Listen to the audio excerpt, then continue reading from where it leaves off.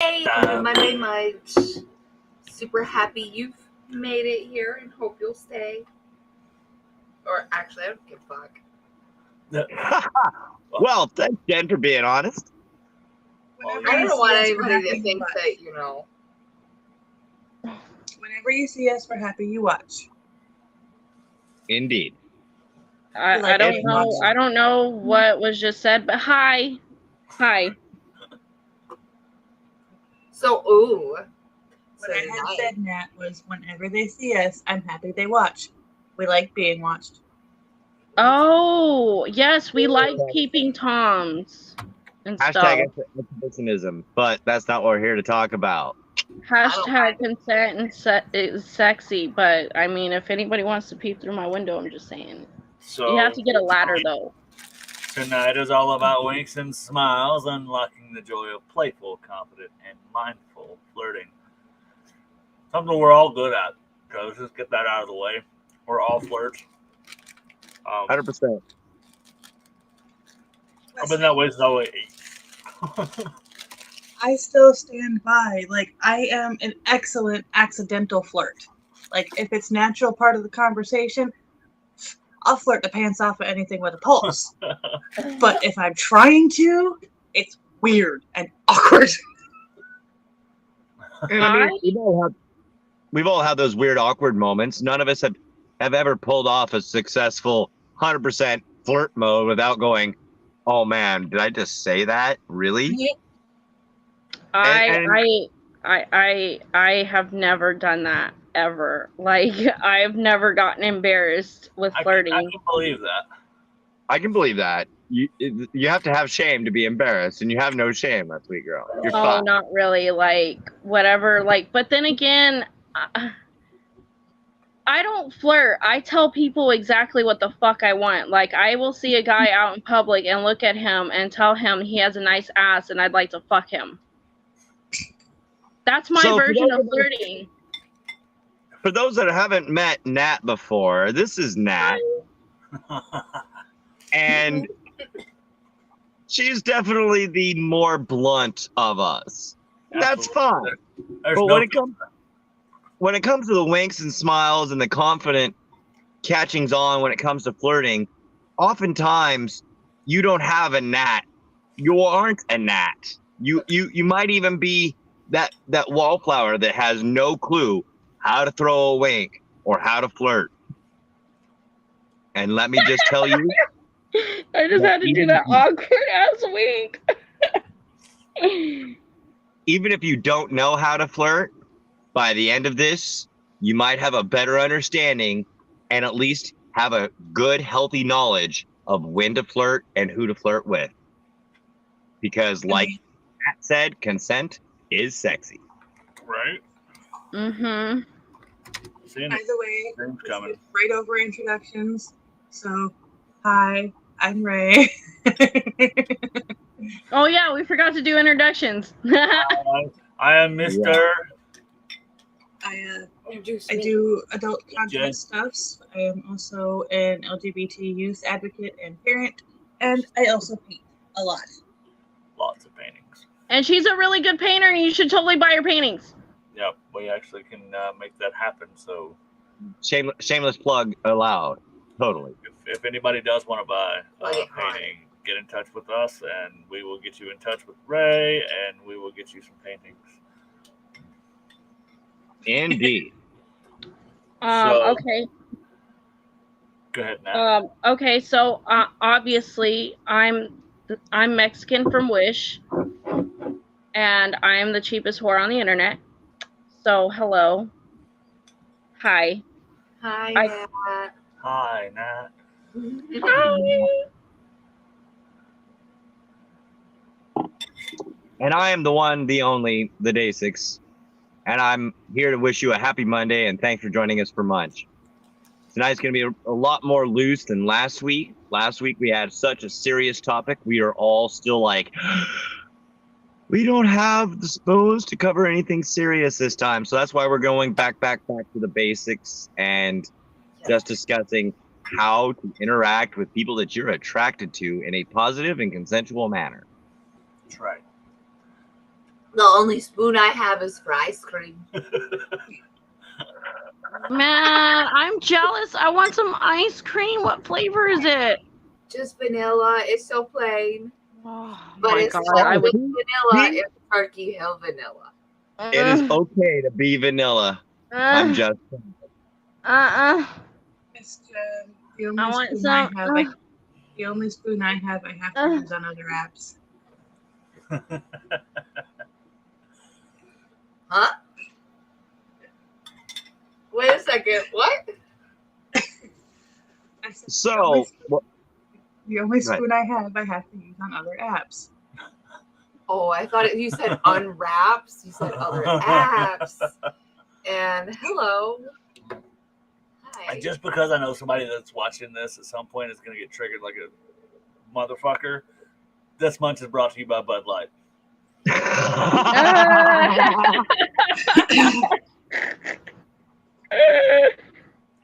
Wait, what? So in all seriousness, flirting is, whether you think you can flirt or not, everybody knows how to flirt.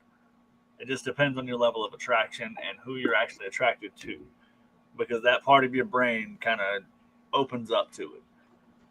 It lowers those inhibitions and stuff like that. So that's the good thing. Even if you wink awkwardly, you still winked. You still put something out there, and your body will react with that, and theirs will too. May not be the reaction you're looking for, but we'll work on that. Tends to be my reaction. I don't know. Like, I must be like wired backwards or something. I have a harder time flirting with people I'm more attracted to. Yes. No, Unless okay, that's normal. Cool. That is normal. The higher the level of attraction, if you think about it, I think of myself physically as about a 6. Let's just be honest, my own personal self-worth here. And if I see a 10, I am not going to have the same level of confidence when speaking with that 10 as I would with a 7 or 8. A 7 or 8, I'm like, all right, well, at least I'm a 6. They know what they're dealing with. We're on the same levels. We can talk. But at 10, I'm like, well, and I lose myself. With the exception of once I actually like get to know someone, then all bets are off. I hit on all my friends. Right. After the first impression, it's a different story. Phase Right. I am not like that. Like, obviously I stay humble, but at the same time, I am very confident and I go after what I want. And I'm a very spoiled bitch and I always get what I want. So, like, that's why I just come off so brutally honest with people. Like, flirting is kind of a natural thing for me. Like, it's natural. Like, some people will think I'm flirting with them when really I'm just being a really friendly person. Like, I can compliment somebody on their lashes, on their hair, their shirt, the way the fucking sun glimmers on their fucking skin, like they're a fucking vampire from Twilight or something, like it's just me being me giving people compliments and people think that I'm automatically flirting with them. There is a general misconception in this nation with that. I swear. I have a problem with, because I'm not a nice person. I really am not. But like when I'm trying to swindle money out of people, that's my job. Like that's literally my job, is to be nice to people enough to where they will subscribe or buy or whatever it is. Even followings on Twitter. Service in general. Customer service. But like with my friends, I flirt with my friends because I mean everybody I'm friends with is super hot. So. Oh, thanks, babe. So time out real quick before we get too far. Dream has popped in. Yay, hi. It's a Dream. Hi, Dream. Hello. But of course, you come to the flirt munch. I can't miss the flirt munch. That's And like not the only feel thing I can understand that you guys do most of the time. Yes, finally something Dream is on the same level with us with. Oh, my heart is pumped, Dream, really. Because every time you're so, well, that's not how I am. And I appreciate that. I love who you are. But the fact that you can actually agree with us on this, I'm with it. Well, it was kind of, I mean, I don't know, because I haven't been to a lot of the munches because a lot's been going on or whatever, but like, I messaged Mr. I was like, what is tonight's topic about? He's like, flirting. I was like, fuck yeah, I'm there. Same. So, Real quick before you go with your next thing you were going to say, Mr. Piggybacking a little bit on what Nat was saying earlier, there's a big difference between "Hey, how you doing?" and "Hey, how you doing?" how you you doing? We all learned that from Joey. Thank you. Yeah. So I've got some research and statistics and all that fun stuff pulled up over here. Yeah, because you got to be a little nerdy. And if you look up top, there's little tips and tricks and all kind of fun little things that'll drop by every now and then. They'll change throughout the show. But I did like the previous one, the 2014 study one. This is in 2014 showed the most effective flirting technique is a gentle touch on the arm or the shoulder. Okay, so I totally misread that, and I read genital touch, and I was like, wait, what? Wow. That is effective to let somebody know you're interested. That study wasn't done until 2016. That brings up where the line of consent is. Yeah. I mean, okay, so consent can happen in like body language with someone that you're just meeting for the first time. Like, Yes. I mean, if you can read body language from a person, I mean, especially if they touch on you first because you showed that you want them to touch you. Well, see, so a lot of people get it wrong. Everybody always says 90% of communication is nonverbal. I mean, that's like nice and it sounds really cool, but in actuality, it's about 55% of all communication is nonverbal. Which is so it's still a majority. Incredible amount, yeah. But it really shows how important body language can be when it comes to flirting. Yeah, like if someone's uncomfortable, like say you're uncomfortable with someone that you're meeting for the first time, just touching like your hand or your shoulder, they should be able to read that. Now, if they continue, then verbally, yes, be like, bro, don't fucking touch me. Yeah. Hi, Becca. What? Hi, Becca. My bullet. Hello, Becca. So I'm going to take the Mr. approach here and say something very controversial. Not a bad controversial, but I'm going to make everybody here cringe just a little bit. So throughout my high school life, I always thought I was bad at getting to know girls and such, because that's all a high school boy wanted. That's all I wanted. That's all my friends wanted was to talk to girls. So I spent a lot of my high school years under the influence of pickup artists. Now, with that said, it taught me quite a bit. Charisma. It taught me how to be charismatic. It taught me how to understand social dynamics, how to be confident in what I do, no matter how stupid I look. It taught me some key things. Now, I'm not saying everybody should watch and listen to what these fucking pickup artists and stuff say, because most of them are absolute creeps and assholes. Mm-hmm. But you have to have the wherewithal to look at all that content as you're growing and go, okay, well, that's stupid. That's weird. We're not going to do that part. We're going to, you have to be able to withdraw the information that's necessary. And in the end, it turns out it's all about NLP and, body language and stuff, neurolinguistic programming. Okay. So, like, it's all about learning who you are and presenting your most authentic self. Because if you don't present who you are authentically, then it's not going to be good for anybody. Look, man, I went out to the grocery store to hold some cheese dressed as a nun, so, hi. Oh, I love you so much, Dream. I appreciate who you are so much. And Becca, you may not get the notification. We've switched to a new streaming platform. So we're working out all the kinks for that. But a wizard is never late. How does that go? A wizard is never late, nor is he early. Yeah. He arrives precisely when he means to. Yeah. There you go. Quote Sir Ian McKellen. So yeah, I mean that it genuinely. I didn't learn how to be charismatic, so to speak, but I learned how to be more who I am by understanding the essential parts of that. How to interact with a person.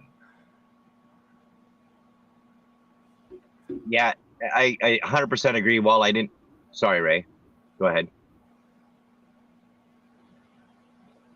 I think you're muted. Yeah. Sorry. Real quick, are they frozen for everybody else, or is it just my shit being stupid?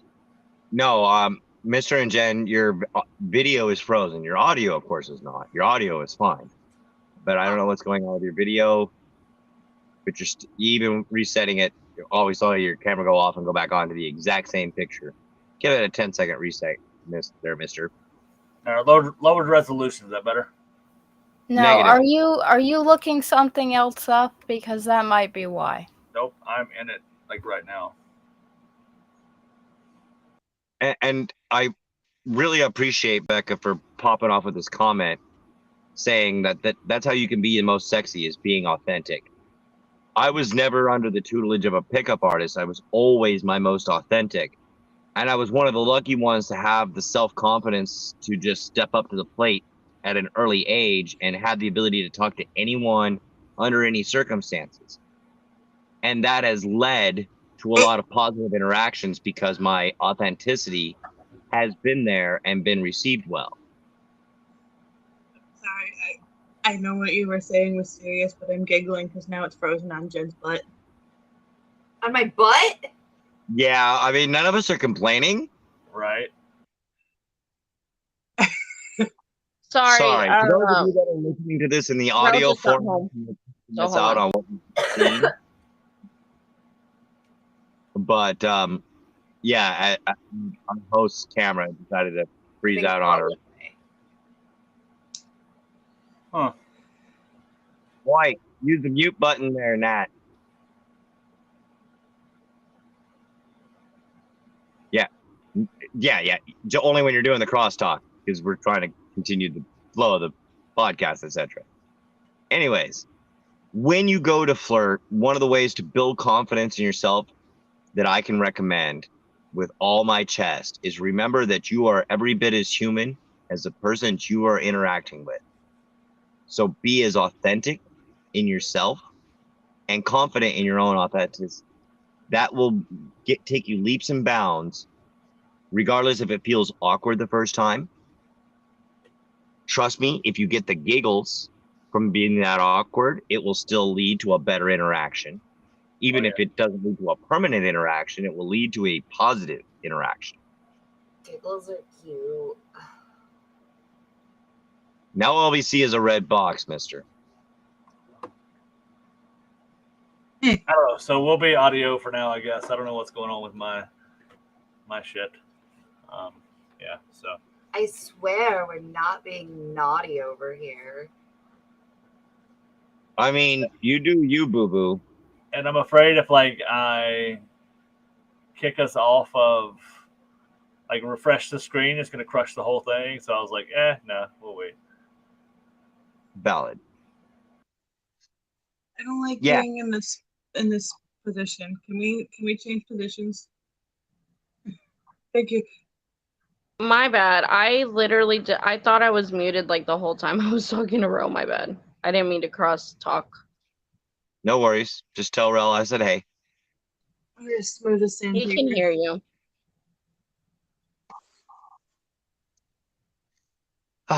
Yeah, being your authentic self is always going to be the best way, and you never have to worry about a front, a fake that you have to remember every little fib or tall tale you might tell. If you are your authentic self, you're always going to be better received.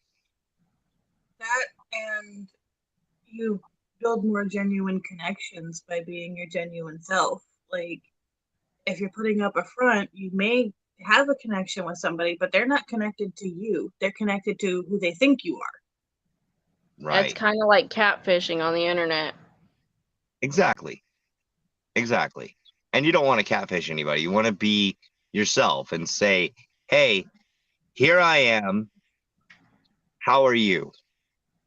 And even sometimes you want to say, how you doing? Heck yeah. Now, Oh, dimples. I grew up in the 80s in the age of pickup lines. And as horrible, yeah, I'm an old fart. I know. As that goes, there are a handful that are still worthwhile because they are not out of pocket. They are not off color. They are not dehumanizing in any way or fashion. My absolute favorite is, I seem to have lost my phone number. Can I have yours? Oh And my God. it just seems to get that reaction right there, where Ray just kind of shake her head and laugh. No, I was shaking my head because I've had a follow-up on that one. Is your name good? Sorry. I've had someone, instead of using that one, they were looking through their phone, looking really confused, kept looking up at me, and I'm like, what? There's something wrong with my phone. What's going on? Can I help? You're not in my contacts. Yeah, see, that's like a snot on a brass doorknob. That is smoother than a fresh jar of Skippy. That is 100% guaranteed to give you some digits. And all it took was the confidence to step up and do that. So Yeah. I had a guy one time, I can't remember what app it was on, but I had a guy one time, and this was by far the best pickup line I've ever heard in my life. Like, it was at this point that I was questioning marriage, but then I was like, nah. Anyways, he said, my stomach hurts and it tingles a little bit. And I was like, okay. I was like, something wrong? And he's like, are you my appendix? Because I think I need to take you out. And I'm like, okay, you're science and smart. Okay, hi, how are you doing? That is grade A humor. Like, you can't miss with that. And notice how all of those were in great taste and they weren't in any way dehumanizing. You're going to get positive results even if all you do is come out and go, hi, my name is, what's yours? That is a better start than anything else of not doing a damn thing. Because then you're not going to be so interested.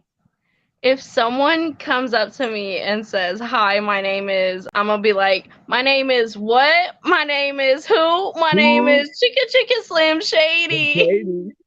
Yes. Good Lord. To address the comment that was popped up, but nobody said anything about, yes, catfishing does hurt. We are not advocating that at all. It's shitty.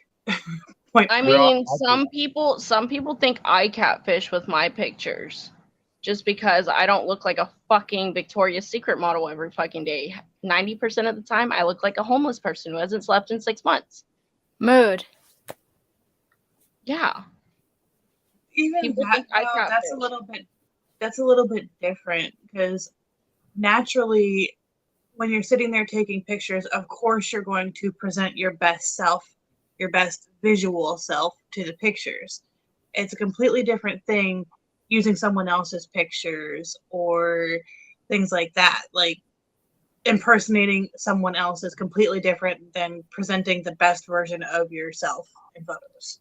Look, man, I do this for me. I don't do this for anyone fucking else. If I don't want to look like that, I'm not going to put into fucking effort. Right, exactly. I Thank do you it for me.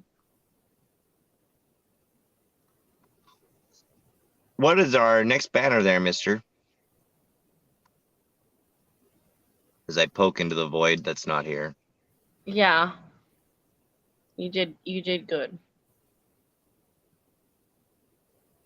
So can I say a weird pickup line too? Because I think everyone else did. The last one that I got, and you guys can like vote on this, how good or bad it is. And I kind of like it because it's silly as fuck to me. But hey, baby, do you like sharks? Because I got a megalodon. Oh yes! Oh my god, that one wins. I'd be like, so do you want my panties on your floor? I'm stealing that one. For the record, I am totally stealing that one. Mm-hmm. I'm stealing it too because I have a strap on. There's Can a you hear Mr. us now? Yeah. Yes. We can see you. It's great. We're having some technical. You're still having technical difficulties, obviously. Damn. Now, He's there are in, some that then are he's like, out. Then he's in, then he's out. Can we hear us now? Yes, we can hear you now. 5 by 5. There we go. Sorry about that. We're having some major difficulties. Can we see us at least? Not Negative even goes- close. Okay, that's fine. I'm working on that too. We can't even see your box or your icon anymore. We want to see her box. I mean, your box. I mean, never mind. Moving forward. Sorry about that. We were having some major difficulties on here right now, so we will get that straightened out. It is a new video platform for him to learn, so Yeah. bear with it. So I will say, as far as flirting goes, there's science behind it. Like there's like neurological science, sociology, psychology, all those things. They really pour into that, and they provide foundation. Because a lot of people, you know, it's not just something made up. Like there's a trail that you can follow that shows that dopamine is released when you feel attraction. That you know, all these things can happen, and that people tend to mirror someone they're attracted to when they're having a conversation. There used to be a silly one about your feet. Like you point your feet at the person you're most interested in. They've kind of debunked that a little bit, but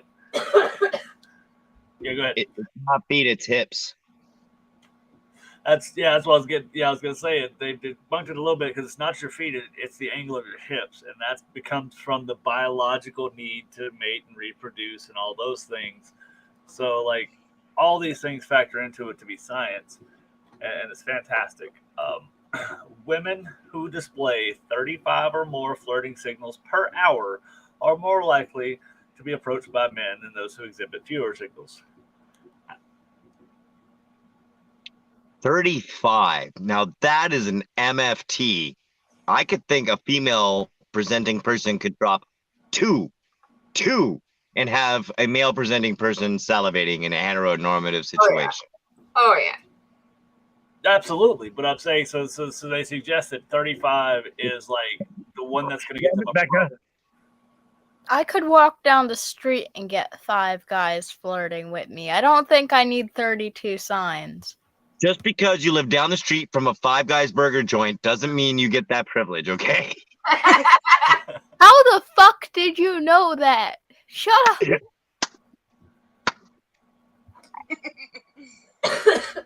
So I'm working out some kinks on my visual end over here.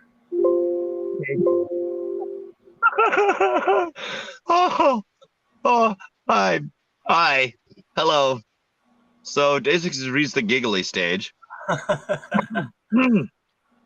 So if anybody doesn't know what mirroring is, so if you ever wonder if someone is staring at you tremendously, you can either do something simple as yawn or fake a yawn, and yawns are pretty contagious.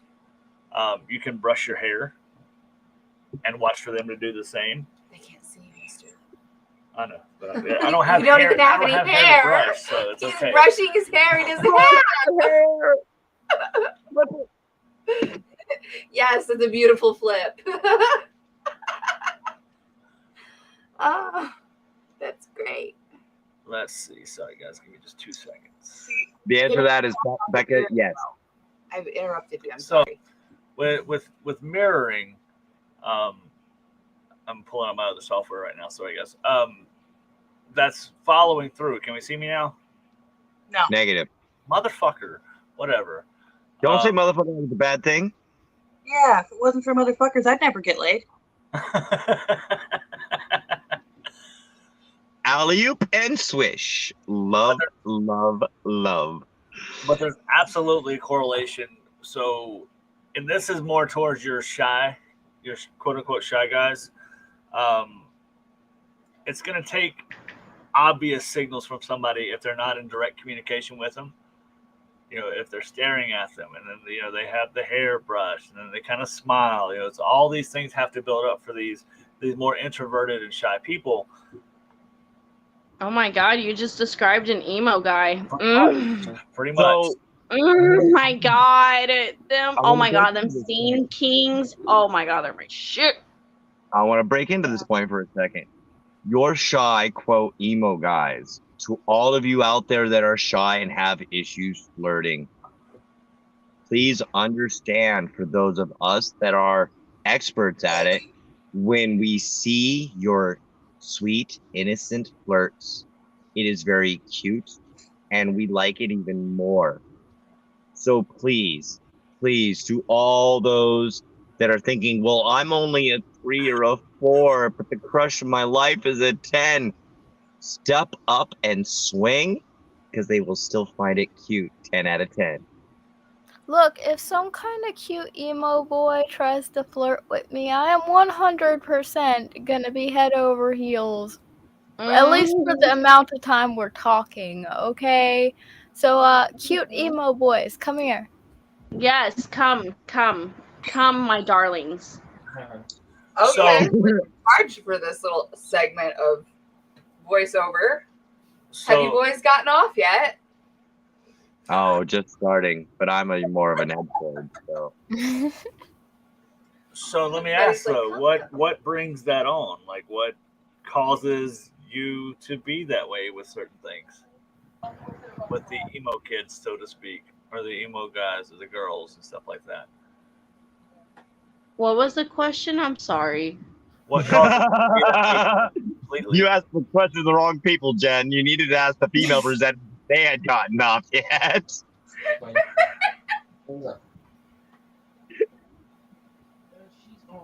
Y'all know what makes y'all feel that way about? Is there a reason why what? I'm sorry. Yeah, why Let me does see if I can help. Let me see if I can help answer your question. Though I am not female presenting nor under the same what's the word I'm looking for?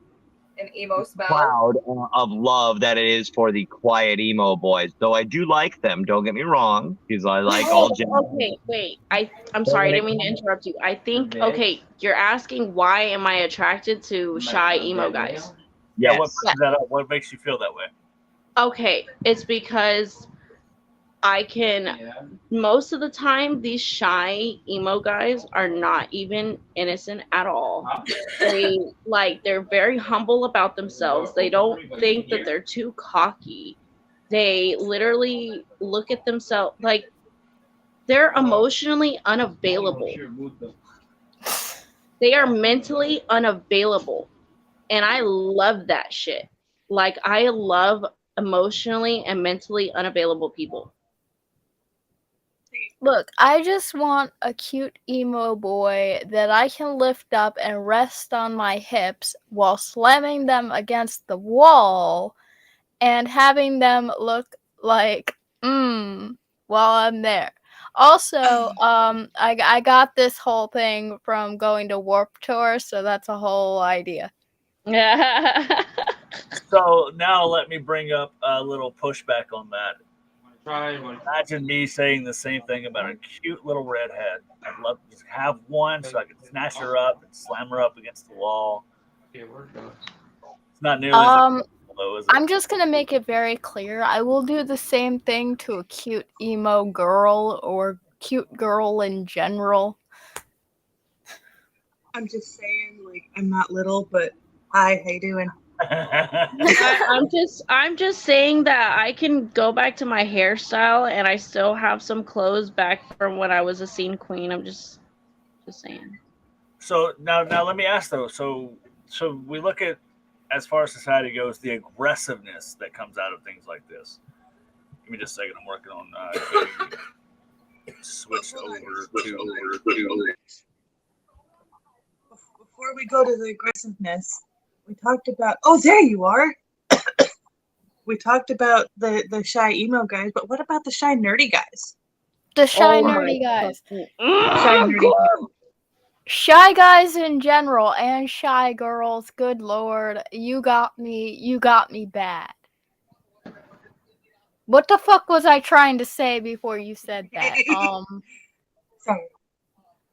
Oh yeah, there is a certain line somewhere along the way of like, okay, this is how it is. We're flirting, we're touching each other, we're doing all this. And then there's the line where it's like, yes, consent. Consent. You have to ask me if you want to flirt. You know, hey, may I flirt with you? That's not what I had back as a kid. No, see, that's where things are getting too nuanced and too, sensitive, I guess. I don't know. Like, hey, babe, can I slam you against the wall? Yeah, I mean, what? But you know what I'm saying? Like that's obviously, you're not going to do that to somebody. Follow up to that, you guys. If somebody says, hey, I don't want you flirting with me like that, you better not until you've got permission. That's how you establish consent on somebody speaking to you, for sure. Go ahead, Essex. So I think they sum up to all of the nuance when it comes to the shy humans flirting with the confident humans is when we see the shy ones come out, we know that they are doing their absolute best and they're giving it to us. And we think that that is so worthy of appreciation that we are going to take our time away and not look at the 9s and 8s around us and look at this cute little 5 next to us and go, wait, I could like you. And instantly you're a 9 and 10. Just okay, like that. Wait. Just like that. Wait. How do you guys judge by numbers? Because I can't do that. And that's okay. It's a preference. I am using it as a societal reference. I don't personally judge by number in any way, shape, or form. I judge humans on levels of respect, and that's it. Oh, I'm that asshole. I'm still on the number system. So, do you know the term butterface? Yeah. Yeah, yes. She's cute, Butterface. In terms of the number scale, But so you, I still use that it's terrible, primitive concept of numbers. So if I'm talking to my boys in the bar, I'm gonna go hit on a girl. I'm like, hey, check it out. There's an 8 over here wearing a white shirt. If you want to go hit her up, go ahead. That's just, it's a reference point for what we're saying. Is she attractive enough personally to approach, or is this person attractive enough to approach and carry on? Is it somebody I would find physically attractive? Look, Right. if you give me about 5 seconds talking to someone, I'll probably find them attractive, regardless of whether or not other people think they are. And that's the beauty of it, is it's all perspective. 6 to me could be a 10 to somebody else. Mm-hmm. I am okay. Ray says bye. Bye. There's like me, I'm like kind of shallow. And there's nothing wrong with that. Like, I'm kind of shallow. Like, if someone's shorter than me, I'll be like, no, that's like dating a child. Gross. So here's where we get into that whole, What about girls? a lot of people are hypocritical. I mean, I'm pretty short though. Like, I don't it's hard to find girls that are shorter than me because I'm 5'4". But I'm 5'1", so hi. Oh shit, you are shorter than me. I always thought you were really tall. No. So let's get into that though. So if someone's shorter than you, No. Dream is 5'1". I'm 5'4". You're 5'4"? Yeah. but if someone's shorter than you, you're like, no, you're out. But if I were to go, Stop. somebody is bigger than me, they're out, and everybody would have a fucking fit over that. Oh my god. It really is. Wrong with having preferences. Just so we're clear, I would throw a tall guy against the wall just like I would a short guy or a short girl or a large girl. Right, for sure. But what I'm saying is I see people in general take heat, like major heat, and get like run through the fucking ringer because they say they don't like big girls. They don't want skinny girls. They don't want, but we'll say girls in general, when I'm speaking tonight, I'm just speaking generally speaking. Girls can say, I don't want no man under 6 foot. And it's like, oh, okay. Go ahead, Ray. Now, for me, my opinion on that is there is nothing wrong with having a type, a preference, something like that. That's just how you feel. There's nothing wrong with that. When it becomes something wrong with it is when you use that to dehumanize. Like when you say, I don't like bigger girls. Cool, whatever. But then you go into a bigger girls like live stream or in person and you say, no, gross, you're a fat bitch. That's different. Right, bro. You showed up here. Like, you fucking leave. Like, if you don't like it, leave. So I'm with you on that. I just never understood why it's hypocritical. And that's always the one thing I don't like. I could listen to anybody talk about anything, but as soon as you're a hypocrite, it's like, I like to follow all of it up with, like, even if you do have your preferences, you guys, you can find amazing things when you look outside of the box.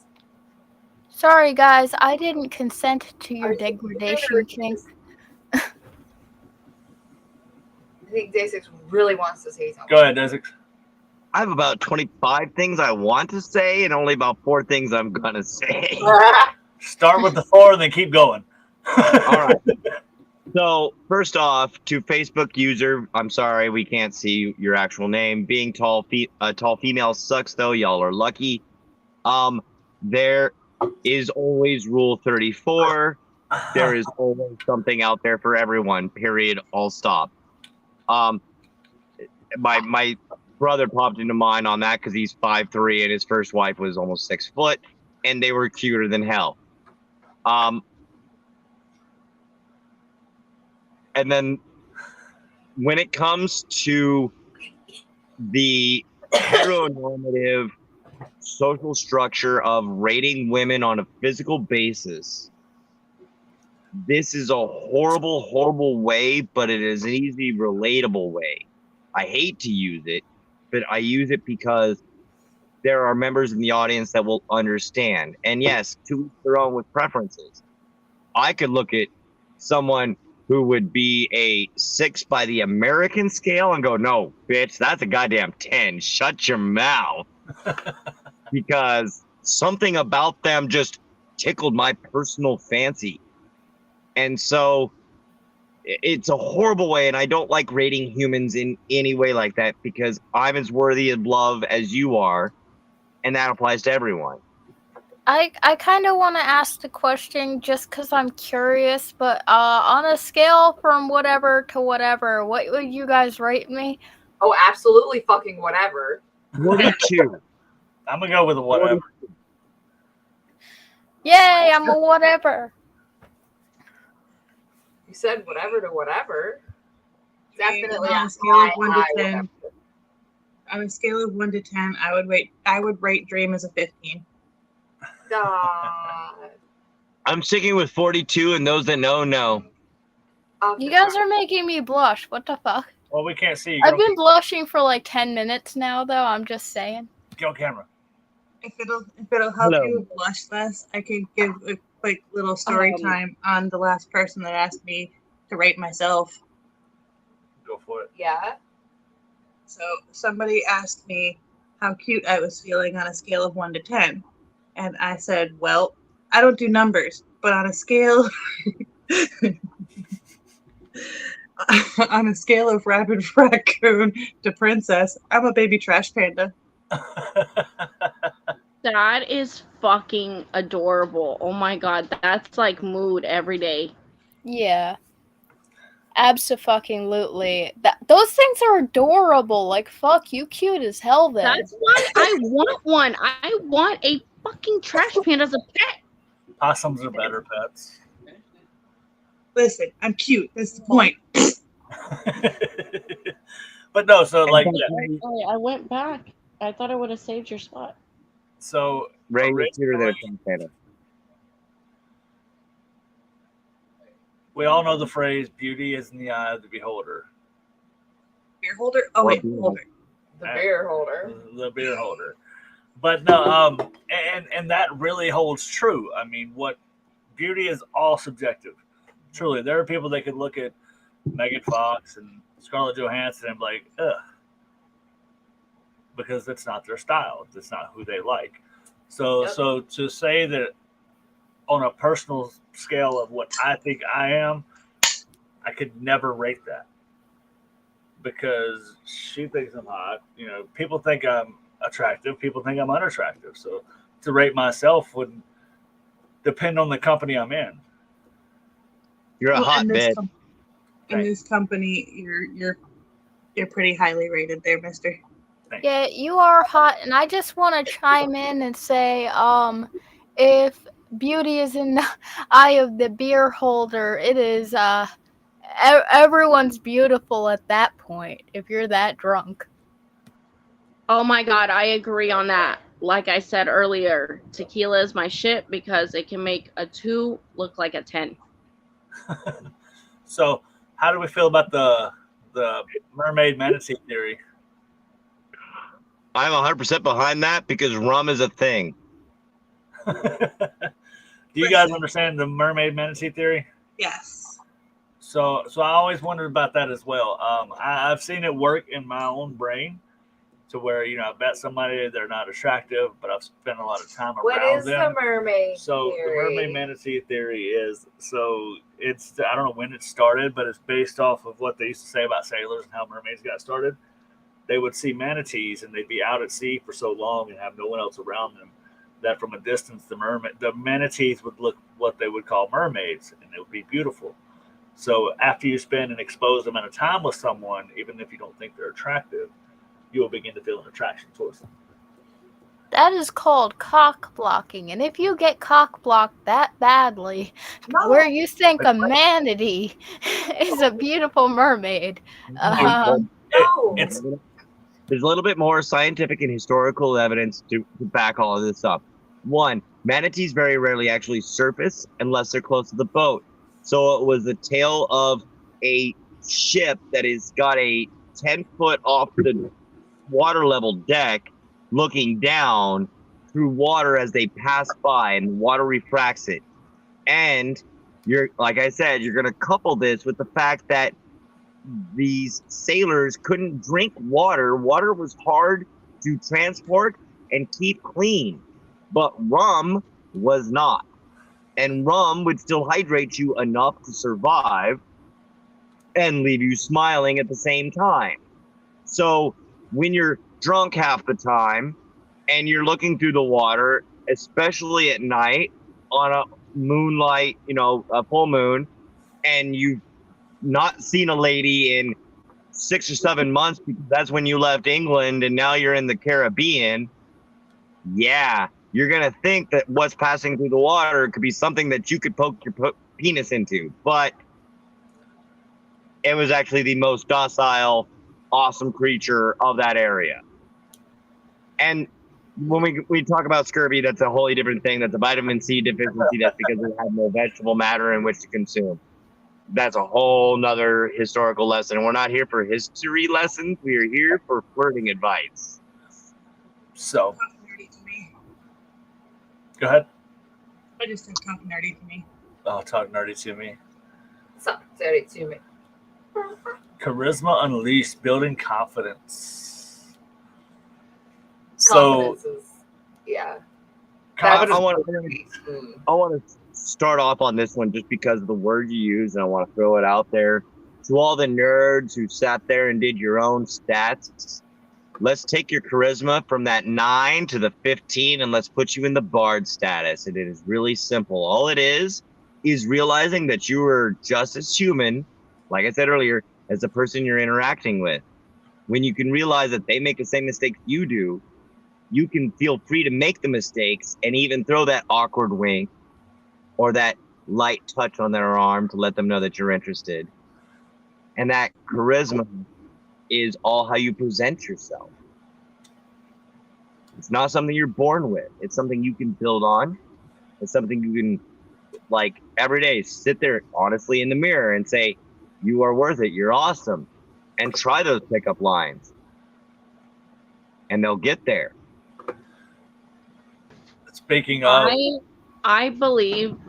Wait, there we go. Now I'm pointing the right way. Okay, I believe what Basic said. I didn't used to be as confident as I am. Every day, even when I feel like shit, I get up and I look in the mirror and I say, you are a bad bitch. You are beautiful. You are smart. You are doing right. You are important. You are, amazing. People love you. Yeah, I know, but I say it to myself because sometimes saying it to yourself, if you say it to yourself enough times, you're gonna believe it. oh, hold on. So Becca's got a question. Did it hurt? Did what hurt?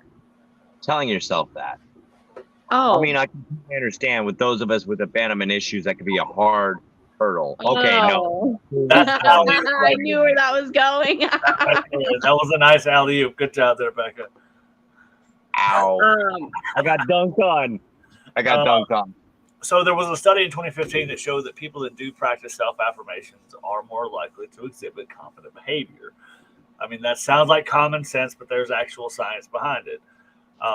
It's also shown that there was another research study in 2010, and Grey's Anatomy actually showed this after that study came out, that engaging in power poses, so like your superhero pose, Superhero pose. It can increase your feelings of confidence. Yep. Stick there and just feel like you were the shit, you were the hero of the day, and superhero ready to go. That's right. Look at there. Yeah. Magic. Oh, Ray. Oh, take me home now, please. So, something I wanted to pull up here. Go ahead. Sorry. Oh, so right here, this one scrolling to the top. A smile can enhance attractiveness and improve the effectiveness of flirting. That word there, Duchenne, non-French speaking motherfucker. It's Duchenne. American, okay? We speak America. Okay. No, we have no official language. So a Duchenne smile, which is what layman term would be a genuine smile. The smile that takes your whole face, it takes your eyes, like it's just like an actual smile with your eyes. Yeah. So when all 33 muscles. You got to smile so hard you get crow's feet. Yeah, daddy. I love genuine smiles. Very attractive. But it can make you more approachable and attractive to others. Yep. That's the key for me. Like, I don't hold a smile against someone, so if they don't have like the perfect smile, I don't care. It's the expression that comes behind it. Yep. That's the important part. Yes, it is. I look at people's eyes when they smile. I'm not looking at their mouth. I'm looking at their eyes, because that's really where all the shine for me that I see comes right there.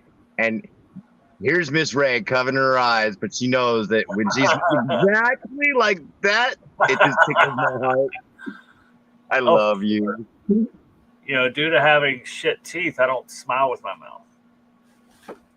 I don't 100%. Smile with my mouth either. I'm so okay, I'm confident, but my mouth, like when I laugh, if y'all haven't noticed, I cover my mouth when I laugh. So I was totally there with you until I was 29 years old. And then I got my smile back. That was a game changer. I ran around without teeth for 1.5 years. When you have no smile, it's hard to have a smile in your heart. And as soon as I got my teeth in and I could show a smile again and actually have some confidence behind that smile, it did numbers for my charisma. It jumped my charisma level up 3 levels. I went from a 12 to a 15 like that. You know what? One day I'm gonna go to fucking, I think it's Costa Rica that has the cheapest dental care, and they have the best drugs too. So when I go to Costa Rica and get fake teeth, then I'll smile. Well, your Mexican ass needs to learn some Spanish first, porque tú no puedes vivir allá. You know what? Do you want to go to Costa Rica with me? Okay, cool. Sí, Now I have a ya translator. veo. Vamos. You got a translator. So, Vámonos. on the Everybody, topic let's of, go. Sorry, Ray. I'm sorry. He said Domino's, and I was thinking Dora. Everybody, let's get to it. You're getting the Ray look too. She might stake me.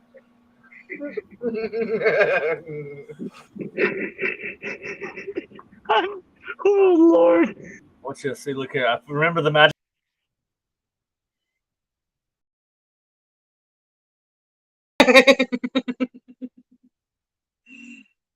on the topic of smiling with your mouth, I don't generally like smile when I'm flirting, but I have this other stupid look that people seem to find fucking adorable, even though I don't like that I do it, but I do it.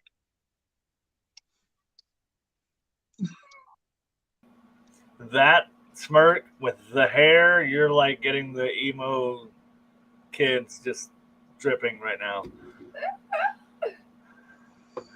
Can you do the thing with your hair? Yep, there we go.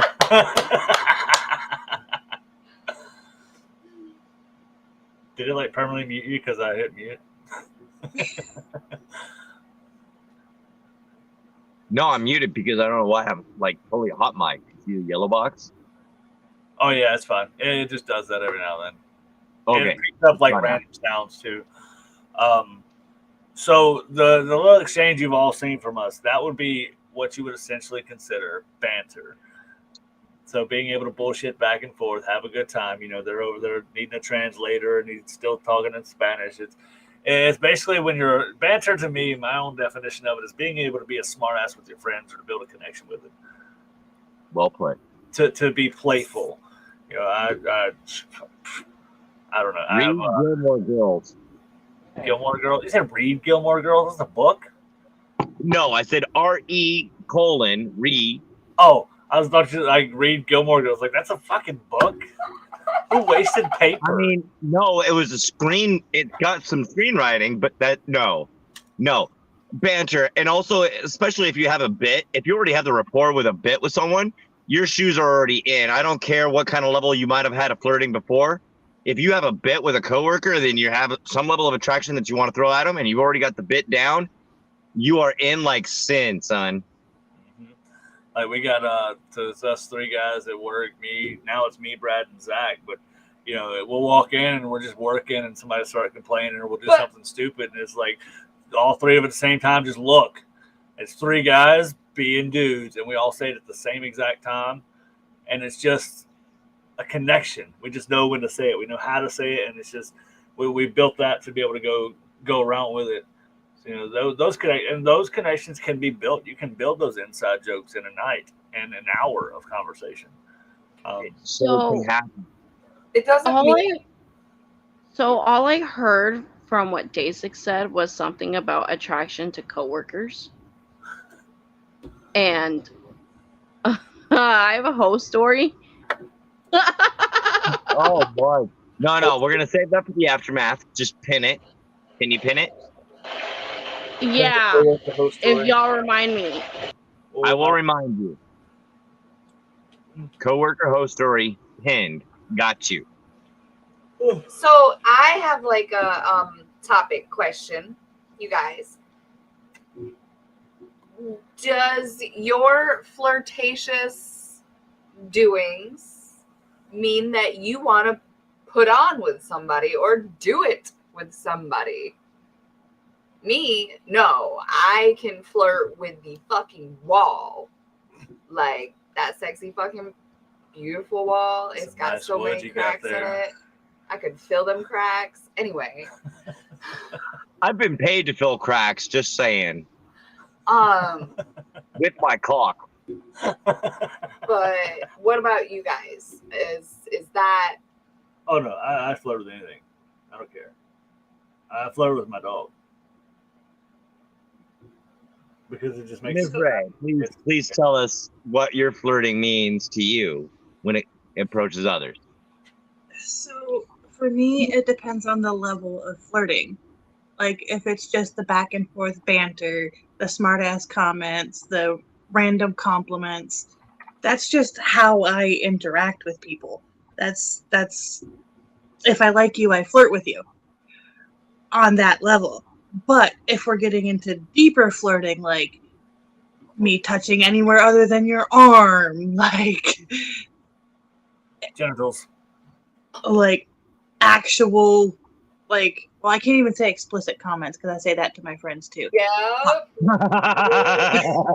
But then again, I mean, most of my friends, I would. Never mind. So,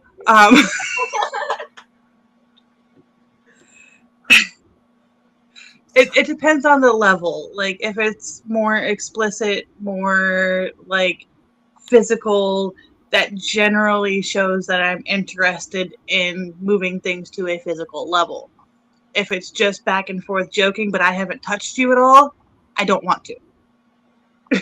Let's see, and I've got the actual definition pulled up there, and it's a two-part definition that ends right there at the period of the first one. So it says to act as if one is sexually attracted to another person, usually in a playful manner, or to deal with playfully, triflingly, or superficially with. So like it one falls under a strict definition of that sexual attraction, while the other could apply to a friendship.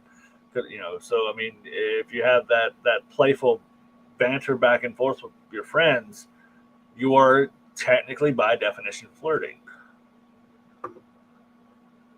I think for me, the easiest way to determine whether I'm flirting with you to flirt with you or to flirt with you to get you into the sack is whether I bring up my lady or not. Because obviously I'm taken. I'm not going to just go jumping elsewhere. If I bring up my lady, I'm thinking that you're thinking too much. And I want to let you know I'm flirting to flirt because flirting is fun. See, I'm the opposite. If I bring up my lady, it's because I'm flirting to get you in the sack, and you might want that too. Well, I understand, and now I understand why you were flirting with me that way earlier. But and that is the difference. That is a highlightable difference between a monogamous relationship and a polyamorous relationship, where day Agreed. 6 would bring up his lady as a yo, I'm claimed, this is my one and only, ain't gonna happen. Mr. would bring it up as a hey, maybe you could play with both. Right. And then there's me. And Dream shatters all barriers of any box, all puns intended. I mean, like, I'm not gonna sleep with you. There might be like a 2 to 5% chance of that ever happening, and I probably won't talk to you afterwards. Unless it's a shy emo guy. Listen, No. Even if it's a shy emo guy, I'm still not gonna fuck you. Sorry. Aww. There are people that are completely okay, like, with being thrown up against that wall and then handed to someone else. No. You get thrown up against the wall, and there's 100,000 different things that can happen after that don't involve sex. Well, yeah, you're not wrong. I mean, I'm like literally the category that Ray just said. Like, I am okay with one night stands and getting passed around.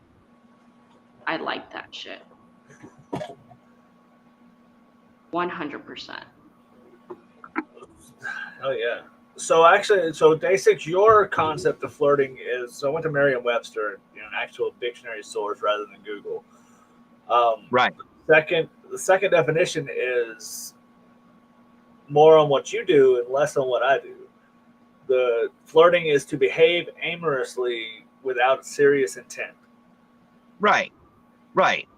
It's that when you see the cash register at the grocery store and they're having a rough day, so you just give them that extra smile and wink, flirt with them just a little bit to make their day better.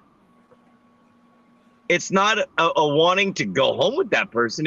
It's to make them smile, to make life enjoyable.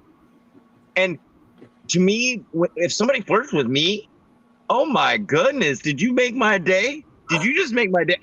I could have had the shittiest day ever, and you just turned it around in a heartbeat. So for me to give that opportunity for somebody else is amazing. I love doing that. So maybe I know. Oh, sorry. Oh, you're fine. I was gonna say maybe I'm having a dumb moment though. So if your definition fits the definition, what the hell am I doing? So, You're on the other definition. Pull that back. You are wooing. Part of it. There you go. I knew there was an actual word for it. I just wasn't What? thinking wooing. Oh yeah. I woo You're her. a fucking woo I'm a girl. woo girl. No, you're not. No, okay. Courting is another term. You're courting, whether it's for a love relationship or a strictly sexual relationship. There is still some courting involved, some wooing, some interaction that is post-platonic. Some It white is. guys. Some. Communication. Oh my God. We're bad, ridiculous. We're an hour and 6 minutes in. Well, I thought we had talked about that actually in the first 4 minutes, but it's I don't okay. think it was that word. Communication. I just wanted to go back to what Mr. had said about the second part of the definition of flirting, you said something about how flirting is I don't know, you used a big word and then said without actual intent of it being anything else other than that. I just want to say a really smart ass comment. So if I tell somebody that I really like them and I want to hit them with my car, is that still considered flirting? Did they take it in a loving way? That's the amorously part of it. If it's me, then yes, it is. So you're acting loving and sweet without that intent of being loving and sweet, developing a relationship.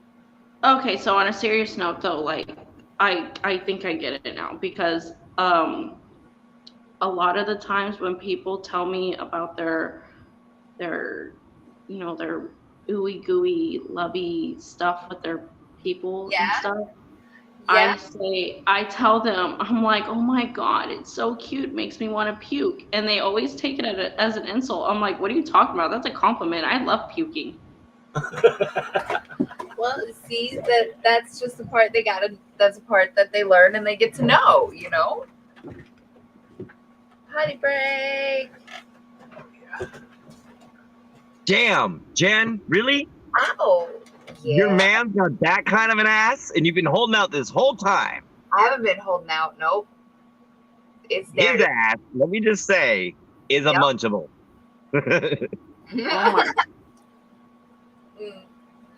Oh, abso-fucking-lutely. And see, that's flirting without intent of pursuit. That is because Mr. Jen and I have enough of a rapport where I can say that, and it's not me actually asking for permission to enter their bedroom in any way. It is merely me making Jen smile, and, well, Mr. will smile when he hears it and comes back. So, Right. either way, flirting is an interaction that is not platonic in general. You can have a different levels of love for each person. Platonic is simply your friends. There is agape love, which is love for your brother, other humans. And then there is amorous love, or where you really feel that tug on the heartstring, or the other thing occurs where all the fluids move around. Juicy what? Huh? My panties? Where? Juicy? I mean, like Mr.'s ass? Is that what you said? That is a nice ass, isn't it? It is a nice ass, mister. It's my best feature. I disagree, but it is one of your good ones. Gosh, you and Dream.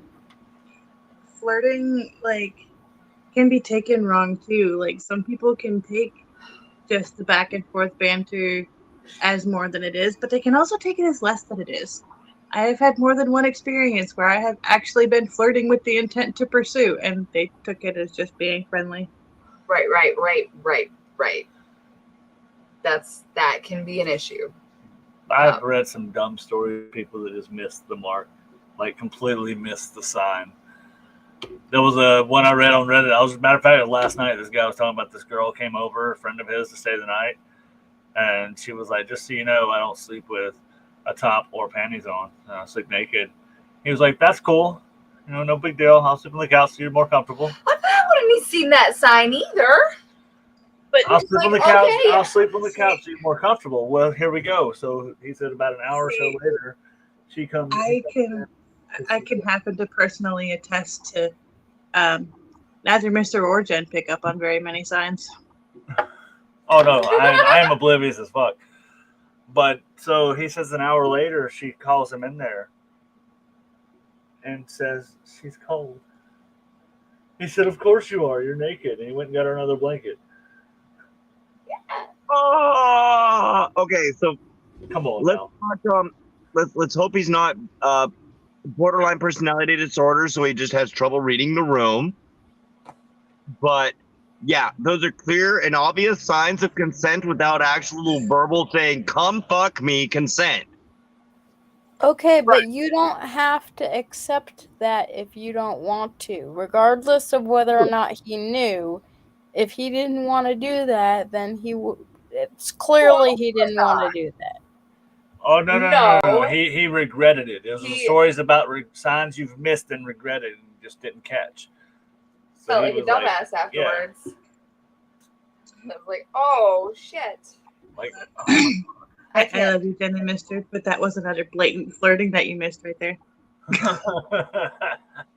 And when it comes to the missing of flirting, if you think that someone was flirting with you and you missed it, it is still okay to go back and say, "Hey, look, I think I missed this." Even if they have moved on to something else and are no longer interested in you, at least you can take that opportunity to learn. Go ahead, Ray. No, go ahead. I'm good. All right. She's got froze up for a second. All right, my bad. So, if you're the one that flirted with them and they missed the opportunity, try to have a little grace and understanding that not everybody picks up on the nuances. A lot of people didn't get a full training on how body language and wording works when they came up in life. Excuse me, gosh, that beer just got me burping. But when they sprout out on their own, take that opportunity to communicate with them, because if you threw out those obvious signs and they missed it, you can still take that opportunity and throw out more communicative, blatant signs. It's okay. And trust me, the person you're throwing the signs at will thank you afterward. Be like, "I'm so sorry I missed the first two, but the third one, yeah, got me. We're good. I'm on it." Now, there are also some people that no matter how much training or whatever, just don't pick up on cues.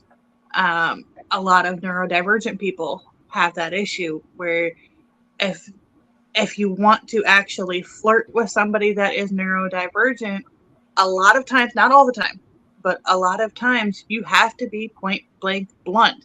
Like, I am saying this because I am attracted to you. Yeah. I hate Alice's That's why I'm blunt. Tell you immediately, like they miss cues like that. That too, Rebecca. That too. Like, I personally have an issue with that one right there. Like, I rate myself, if we're going by the stupid fucking number scale, I rate myself at a 5 on a good day. So, let me finish. So, like, if someone, like, say, because they're in the room right now, day 6 were to meet me in public and flirt with me, I would be all like, huh? Why? What? Because I would see them as like a 8 or 9. And I would be like, yo, you so far out of my league. This am I really seeing this? Like, what the fuck? Me with this one. Like, I don't know how I've had this for 5 years. I don't know either, mister, but you're a lucky son of a bitch. I absolutely am. So, yeah. No, you're a lovely person, mister, and Jen's lucky too. Believe that. Oh, you're such a good liar. You guys are both dimes. Look, self-deprecating humor has been my thing my entire life. Oh my god. Do I believe half the shit I say? No. Do I say it anyway? Absolutely. In all seriousness, though, like, you guys are very, very attractive separately, but like even more attractive together. Like the chemistry between you guys is attractive. Aw. Does it smell good? Yes. Yeah. So, jumping back to like the scale thing, to me, that's I picture it more of a magnetic scale. And if you think of it that way, Like, Oh, that's beautiful. am I drawn to this person out of a 1 to 10? You know, not, and that's my own personal opinion. It's like when I tell somebody, hey, there's an 8 at the bar or whatever, like, bro, she could be a 10, or dude, she's only like a 3. That's fine. That's your personal attraction level. You know, how strongly are you drawn to this person out of a 1 to 10 scale?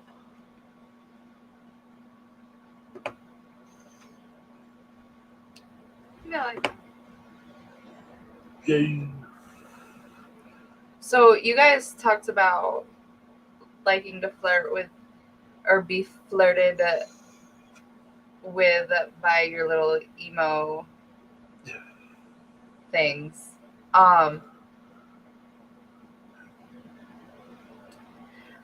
appreciate flirts coming from anywhere, anybody, anytime. I'd much rather have a flirty conversation. It's more lighthearted, generally nicer. 100% nicer. Unless they're misogynistic in their flirt, but I mean, Even then, I can try to turn it around. Oh, God, I love to turn people around on their shit. But see, that's the thing. Some people are drawn to that. Yep. Some people want to be talked to like by a misogynistic asshole because that's their dynamic in their brain. Usually it's like a sub-dynamic, but in that aspect, some people want to be spoke to like that. So like it's so weird sometimes because everything is subjective. Everything. And it sucks to say that out loud sometimes because it's like, are misogynistic assholes shitty? I think 100%. so. Somebody's cats. It's just somebody's Somebody's preference. like, fuck no, to let them talk to me like that all day. Just like every other thing we talk about, as many different types of people as there are going to be that many different types of attractions. Mm-hmm. That's why there's differences in kink, differences in flirting, differences in just approaching people. People are all different. I'm just saying, I personally like it whenever a guy flirts with me, but he's being really mean about it. Like, fucking mean. Oh my So that has a term. God. Yeah, it's called Natalie's Logic. So that would be negging. Yeah. that goes back to the NLP we were talking about earlier, the neuro-linguistic programming. Negging is specifically making you feel like you have to get the man's attention because he's already put you down. Like he walks in and says, "Oh, bitch, you think you all that? You're fat in that ass." And then you're gonna say, I'm just gonna say, like, the vast majority of people are going to spend the next half an hour trying to get that man's attention in other ways outside of their ass. because they just put them down and they got to prove themselves. And that's like I said, where negging comes from. And it's not a negative aspect when it comes to those that want it, because consent is sexy and communication is a thing. But if you are a person that is not wanting that and somebody is trying to approach you in that fashion, I promise you that's a red flag for relationships. For a one-night stand, do what you do. That's fine. I'm not going to judge. I'm not yucking your yum. But for the relationship red flag world, don't go after the one that negged you on the first date. That's a big, big, bad no-no. Yeah, like if you still go after that person on the first date and you're not into that, then your favorite color is red. So now, in the sense that I've learned the negging concept, that's absolutely one way it's used to establish like their dominance in the situation. It is kind of nice. So when I say the phrase "a hot girl," you know, everybody's got kind of a person that comes to mind. That kind of snooty looking, snobby girl, that kind of hot girl. Well, I was thinking about myself. But I'm saying that kind of girl. Yeah. See, I thought you were meaning an actual hot girl, not a stereotypical American societal standard of a plastic 10. So if you walk up to one of those and you're like, oh, you have a great smile. It's got a cute little overbite like Bugs Bunny. You just fucking knocked her off her horse like so hard. But you fucked up her ego so bad. You her at the same time, but you level the playing field immediately. I like negging when it comes to flirting with genuine people. But a lot of the times as a seller, I have a lot of guys that come into my DMs and they start negging me. And well, there's a difference between negging and being a dick. Well, no, they neg. They'll be like, you know what? I would pay for this if your pores weren't so big on your face. That's absolutely a neg. Yeah, that's what they tell me, and I'm like, well, are you gonna pay for my fucking face products? Because if not, you need to get the fuck up out of my DMs because I don't have time for you. Like, you know what? You gotta pay an asshole fee. Now the video that you wanted that was $20, it is now $150. See, it works on the girls that have never been like told no in their life, but the people that have genuine human interaction and know how the world actually works, like they don't put up with that shit, and I love that. Yeah, like as much as I can be a nice person, it's like I'm also an asshole, but I'm an asshole with reasoning. You just a good kind of bitch. It's no big deal. I'm only a bitch to people who give me a reason to be one. That's the good kind, isn't it? How about Dream? You want to go over that right now? You want to throw that in this one? So Dream just sent me some pictures, and I think it's. I mean, unless you have a better one that it would go with. No, absolutely not. This is fantastic. I can throw these up on a slide, no problem. I just find it really interesting how things worked out like that. So give me just a second. I am working on. I want pictures, Dream. So, really quick while he's loading the pictures, I would like to rewind a little bit to the missing signs thing. So, if you are flirting with somebody, even if you're blatantly obvious and they still don't seem to pick up on it, don't necessarily take that as a rejection. Don't internalize it. Well said. Glad it was said. Thank you. That's a good point. I know I have a huge problem with internalizing, especially rejection. So I thank you for bringing that up. So one thing I used to do when we would all go to the bar, if we're going out to pick up people and such, we know rejection happens. We know we're going to go after somebody that's out of our league, taken, not out for anything, and just out to have a good time on their own. So we would crash and burn.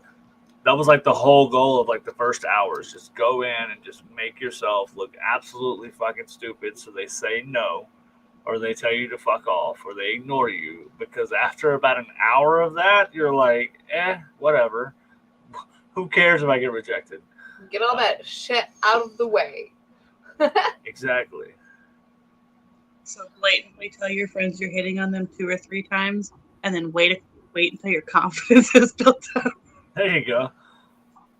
What was it that you posted the other day about, like, your gay friend and the straight guy or something? Oh yeah. If your straight friends say they're an ally to the gay community, to a gay person, that gay person should look at them and be like, oh, well, that's crazy because I always thought you were, I always thought you were gay.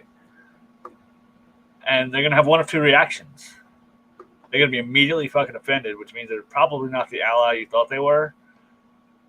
Or they'll roll into it. Like, personally, I feel like Day6 and myself and a couple other people here would roll into it. Like, thought, more like wished. No, I already know I'm queer as fuck, but that's not the point. You're absolutely right, though. I was at first shocked because, of course, it came out your mouth that way. I mean, I love you, mister. Sometimes you can just hit the button. All the time. Yeah. And even as if I was straight and an ally, I'd be like, no, I thought you knew I was straight. Just like as casual as if I was like, nah, I thought you knew I was gay. Like, right. That's I was queer. It would just roll off of me, but I would still go for the clarification. But that's just like, no, I thought you knew I liked pineapple on my pizza. Do you know what I mean? Right, absolutely. But the people that are like, I support the LGBT community, and they're probably full of shit. Go ahead and test that, and see how fucking quick they turn that shit around. 100%, because the non-ally allies, quote unquote, will jump up and be like, "Oh, I'm not gay. How? What made you think that?" Like, and get offended and try to defend their own identity, rather than just being like, "Wait, I thought you knew." Like, So, just for clarification's sake, these statistics all came from Tinder, so it's not just us making shit up. Can you guys see this, by the way? And I'm not a boomer. That's okay. I'll tell you what it says, but like, can you guys see it at least? To the audience? Yeah. Oh my Yeah. gosh, that's better. Oh my gosh, that's better. So it shows women responding to men responding to women, the highest and lowest response rates. So as far as women responding to men, Asian, Latino, and white women respond more to white men. Black responds more to black men.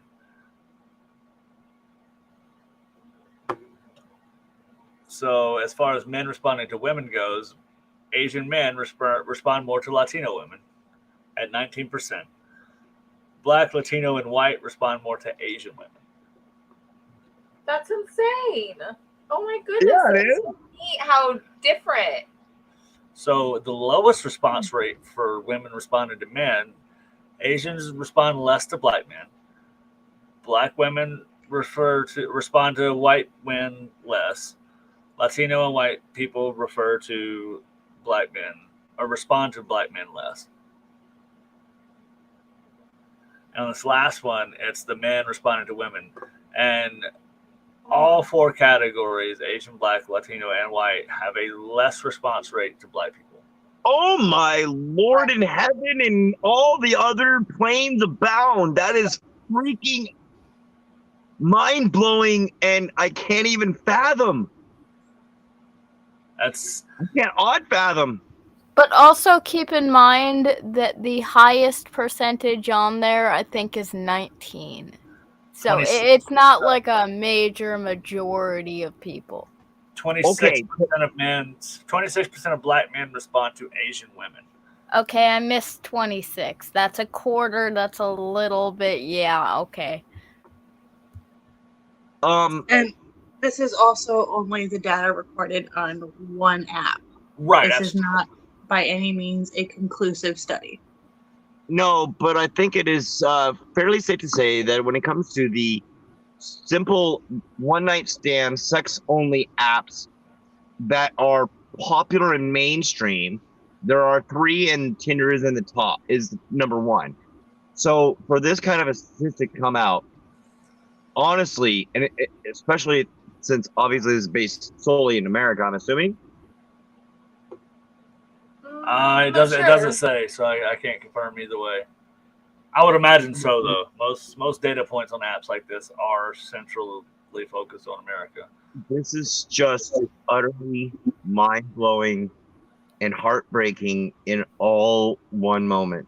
So there is a British version of this study too, but I wasn't able to find like a clear image to send. Right. But then again, we were discussing earlier about it's okay to have your preferences. And this is just showing that certain people have certain preferences. Statistically speaking. All right. First off, when it's talking statistics, anybody in statistics will tell you that they can make statistics look any way they want you to view them. Right. Second, this being a simply ethnic study was not ultra dynamic enough to have enough variances to even show a proper plus or minus ratio that could be allotted for misses and mismatches. And even with all of those factors, mathematically speaking, we are talking about millions of men attracted to a single racial type, and then millions of other men only attracted to another, leaving out a disparity of millions of people.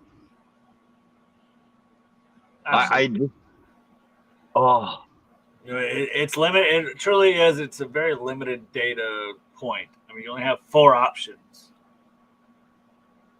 as far as either way goes, and the percentage variation. Though, what's fascinating about it, the percentage variation is how low these numbers are, though. I would just like to point out as well that Asian is a category, and it doesn't even go into like the different types of ethnicities. I know that these other ones have like different types of ethnicities too, but like Asians, you have like Thai and Japanese and Chinese and like all of those different places, and it just says Asian. Pakistani and Indian. Yeah, and they are so far removed. I validate that. So what I find fascinating, I mean, I see the racial context behind all this stuff, but look at the percentage of women. The highest response rate, like look at Black women, 9.3% of actually responding to someone. Like these apps allow people to be so selective. Look at the difference between, like, if you look at them together, all these people are responding to this type, and all those people are responding to that type. So how many of them actually match up? Well, that's what it's based in on, is if they matched, if they chose to respond to this person. It doesn't say matching, it says responding to. Right. Well, I mean, with Twitter, though, you got to match, or Tinder, you got to match to be able to respond. No. I know responding to, but what I'm saying is, with the statistics that are here, how are you going to match with anybody if everybody's like, I want that one, and then the other people's like, I want this one, and you crisscross? Yeah, they don't correlate to each other. Right. So let's jump to the next one. So this one's very tiny. I'm going to zoom in. It's going to be very, very blurry, but I can read it well enough on my big screen here. So it's Tinder's personalities. The personality characteristics most frequently. Something. Make it bigger. 10,000. So it's based off of 10,000 profiles. So pull it up on your phone and read. So you have. I don't know if it's going to make it any clearer, but we shall try. So one word really stands out. I mean, you can obviously see the big word. Nerd. The personality Talk characteristic nerdy. most frequently mentioned across 10,000 U.S. profiles. So one, this is very limited because it's 10,000, but it's also based only in the U.S. And there are far more than 10,000 people in the U.S. So it's a decent sample size, but it doesn't show enough to be dependable. But I do like it. So you've got nerd as the biggest one. And I can't tell, I don't know, like the mentioned by something. I don't know, something at the bottom. It says mentioned by something. I'm assuming because it's pink and blue, it's mentioned by women, mentioned by men. That's my assumption. I don't have a good picture of that. Yeah, bitches. That's. Hold on, hold that thought. Yeah. Okay. Go search it up. Hold that thought. Carry on the conversation. And then we I have. don't get how it's so blurry now. It wasn't blurry when I downloaded it. That's just because I have it so enhanced. Okay, so the dark, like, maroon color is women only, and the dark blue is men only. Just so we're clear. And the variant is like who did it more. Okay. So I can kind of base it off of that. I don't see what the little words are on some of these. It looks like it has a percentage there of like 9%, some single digit percent under nerd. But so nerd, professional, intelligent, smart, dork, Ambitious, creative. We have active, spontaneous, adventurous, healthy, athletic. Dork is on here. I love dork. I'm gonna be honest with you. Foodie, vegetarian, positive, outgoing, shy, silly, awkward, sarcastic, princess, sassy, blunt, bitch.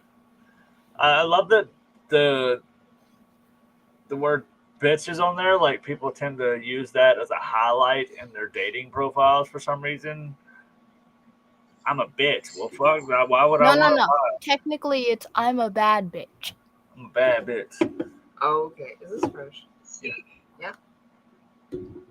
I don't know. That's one of those hot button words. Like some people like it and use it as like I'm a bad bitch, whatever. But me, I'm the type. You call me one, I'm gonna show you the meaning. Right, for sure. You know, I mean that there's a difference in. You know what? I'll say something controversial. There's a difference between telling someone they're a bitch and they're being a bitch. True. If you're being a bitch, it doesn't mean you're a bitch. You're just being one in this moment. You call me a bitch like it's a bad thing? See, there I comes. love that song. That song is the bomb. So those are like the most common found words in profiles in the sample size, which is kind of neat. Interesting. It really goes into the fact that like Nat and Dream. Okay, Nat just disappeared. I seen her go off of the live, but I'll make sure she didn't come back. So yeah, I mean that like goes into that. What is attractive about? Look, people think they want a nerdy person until they get one. Sometimes. Can contest.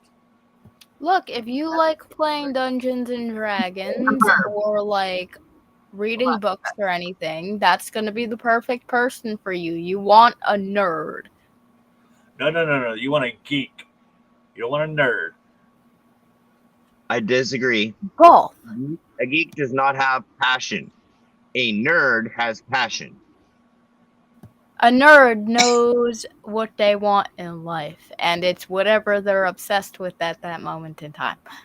All right, so I thought a geek was a guy on a squad that fixed the computers. Good Lord. I'm not wrong, am I? So see, when I think of geeks, I think of people that are like Pokemon fanatics, Dungeons and Dragons, those types of things. Whereas I I mean, think that's of fair. nerds, I think of they're That's a nerd. obsessed with theoretical physics. They're obsessed with calculus. They're obsessed with those things. They can tell you the ins and outs of all that shit. Oh, see, That's think fair. if you're wearing a Star Wars shirt, you're a fucking They're a nerd. geek. Hold Oh, on. see, we have our definitions backwards then. Like socio and psychopath. We have that. I like the fact that dork is on there. I appreciate that greatly. So dork, nerd, and geek, to many are synonymous, but they are not. No.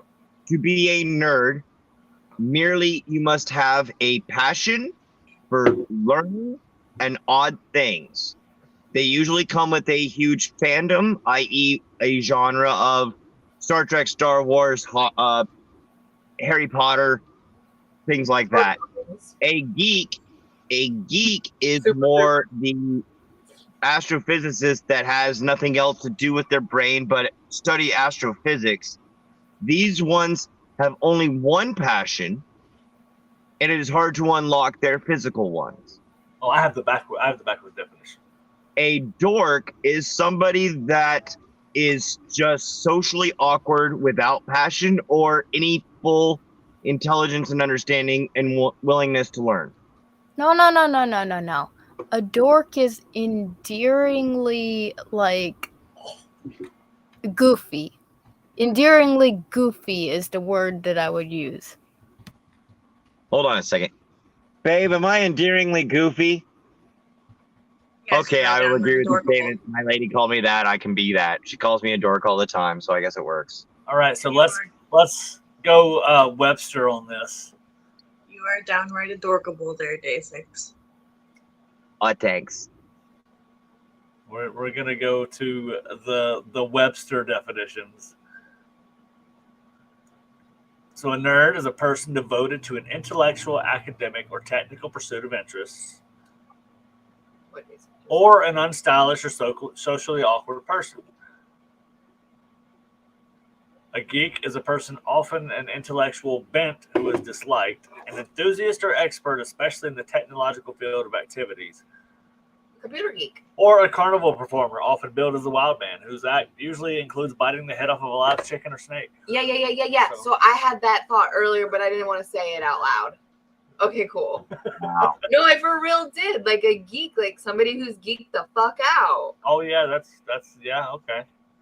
Oh, as in somebody who's geared, or yeah, okay. And a dork is an odd or socially awkward, unstylish person. So, with that definition, a dork and a nerd can be interchangeable. Minus the academic understanding. Yeah. Right. Well, see, like the second definition of nerd has an unstylish or socially awkward person. When I think of the word dork, I think of Ed, and Eddie, and I think of the dork count that they do.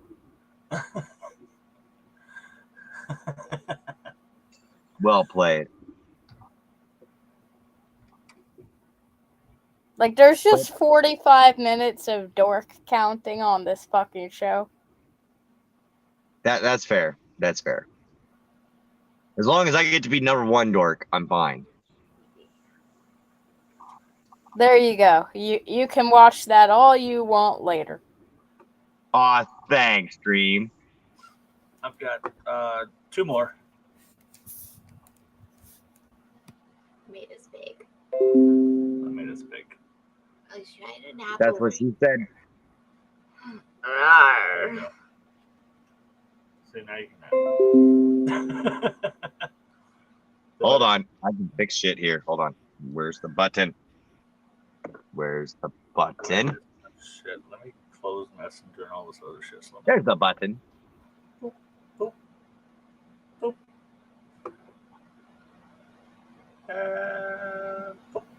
Good God. Anyways, what about the other pictures? Get in there, my computer's being an asshole. I didn't get those pictures, Dream. That's not fair. Sucks to be you, I guess.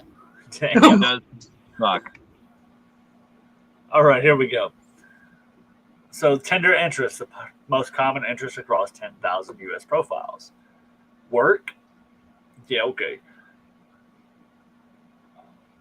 Travel, outdoors, music, dog, food, movies, books, adventure, hiking, beer, food, tattoo, sports. Like those are the ones that stand out the most. Books. Which I can tell you from experience, most people say, I love reading, and they fucking don't read. We all don't read enough. We should read more. I read every day. Listen, fucker, you just read the fucking back of your little Debbie box. Well, I learned and you something new listen every a day. lot of books. I read too. I got books on my phone. You do. And his highlights. Don't forget his highlight subscription. You know what? Yeah, I I'm love still happy highlights. they got that. Okay, the find the things on the front. Yeah. Absolutely. I like the cereal box too. Oh, yeah. They have to get clever these days. I like the Right. fact that nerd wow. was in the interests too. Was it nerd? Yeah. Yeah, it's near work. Pizza. God, coffee. Coffee should be bigger. I'm glad that dog is bigger than God. Okay, I'm done. Yeah, dog's bigger, way bigger than cat. Beer is way bigger than God. Bigger than God, I'll drink to that. Why is jokes so small? Jokes should be larger. Right? Like, you got to have the jokes. I promise you, to all those that think they're socially awkward, if you can get your special interest laughing, you win. You win 100 times over, you win. If you can Get make her them laugh, you laughing. can make her come. Even if she's laughing at you because you're a total fucking. Them laughing. I promise you, it works. Yep. If you can make them laugh, you can make them come. Okay, so last is the body Okay, type. well, Mister, Well, Mister. Sure. Let's not talk about like prowess in bedroom versus capacity to just get a person to laugh. Well, there is some different set of skills required for each. Fair enough. Fair enough. So Tinder bodies. This is the most frequently mentioned across our profiles. Now I want you to see this is absolutely fascinating Woot! as what we are talking about in our profiles. Whereas women are mentioning all the pink you see, the most common thing mentioned by men, and the only thing that shows in across men is there's one aspect of their physical characteristics, their body. I just like the tattoos on the other end because I'm a fan of tattoos for Right. everyone. But So- yes, when it comes to the male aspect of the only thing women are clicking on is 6 foot. Oh Lord.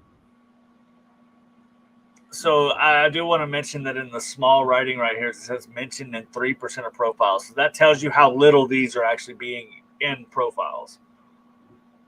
So if it's that large for tattoos and that's only in 3%, the rest are microscopic mentions. Got that booty and that butt. Thick curves, chubby, just plain fat. Piercings, tattoos, hair, blonde makeup, Oh, butt, booty, thick curves, chubby, fat.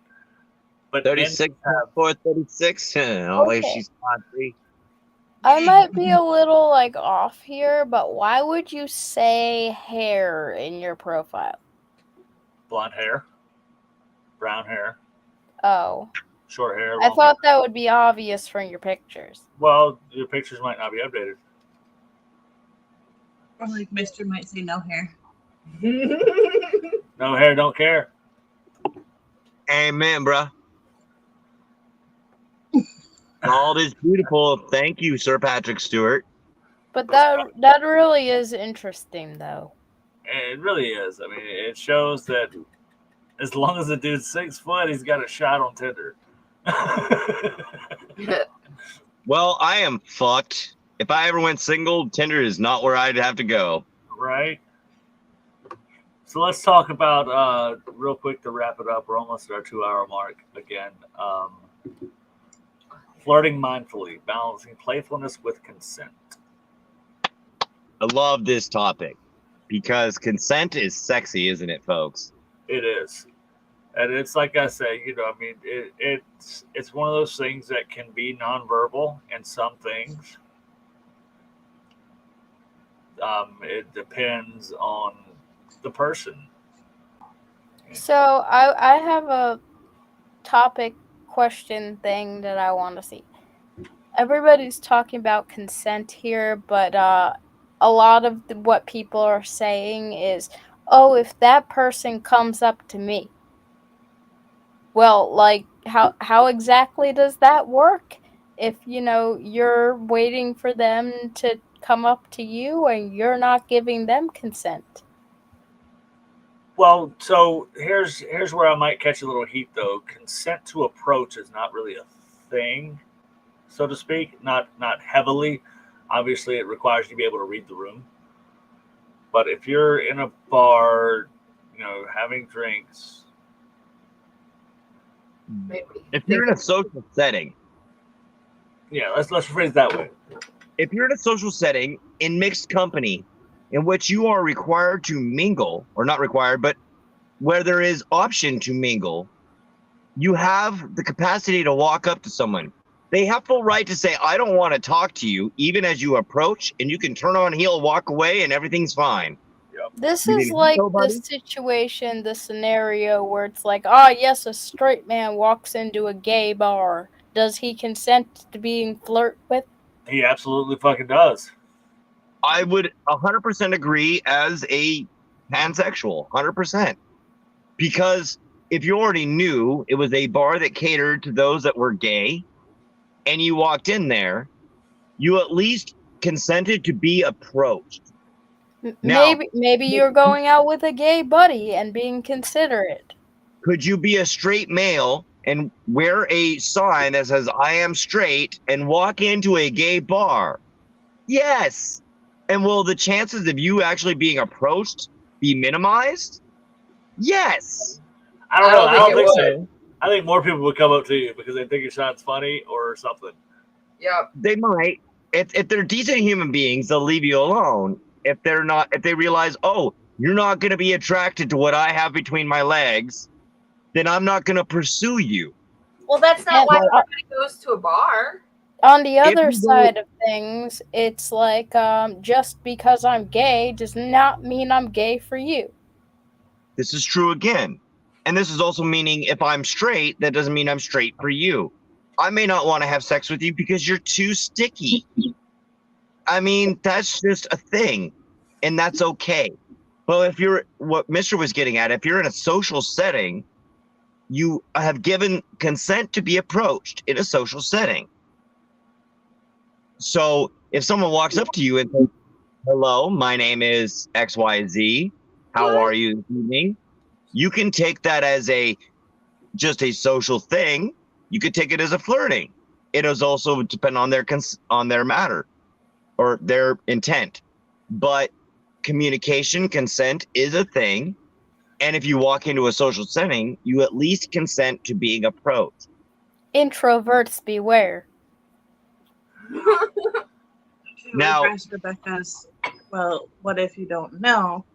If you don't know, that's fine. It's still a social setting, which implies a certain level of consent.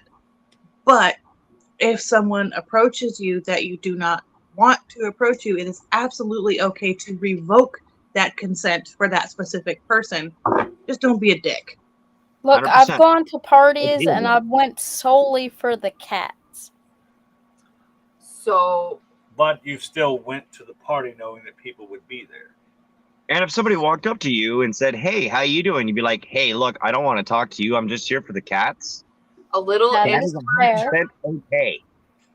a little trick for these settings. If you're truly just there for the cats, headphones. Why are you putting quotes around cats? They have like 5 kittens or something. No, I don't So- mess with kittens.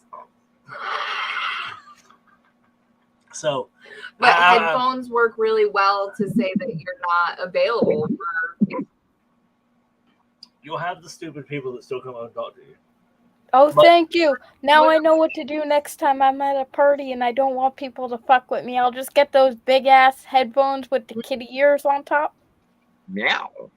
There you go. You're obviously showing you're there for the cats. In that situation, though, like, it would be perfectly acceptable for someone to walk up to you, but for you to then say, I'm not interested. However, once you have said, I'm not interested, should that same person approach you again, that is then breaking your consent. The We're initial little approach, girls. however, is implied that it's okay. I already bought cookies this year. So now let me retract my statement because I was starting to say it the wrong way a minute ago. You haven't consented to being flirted with. Faster, mister. She just can't reach it from there.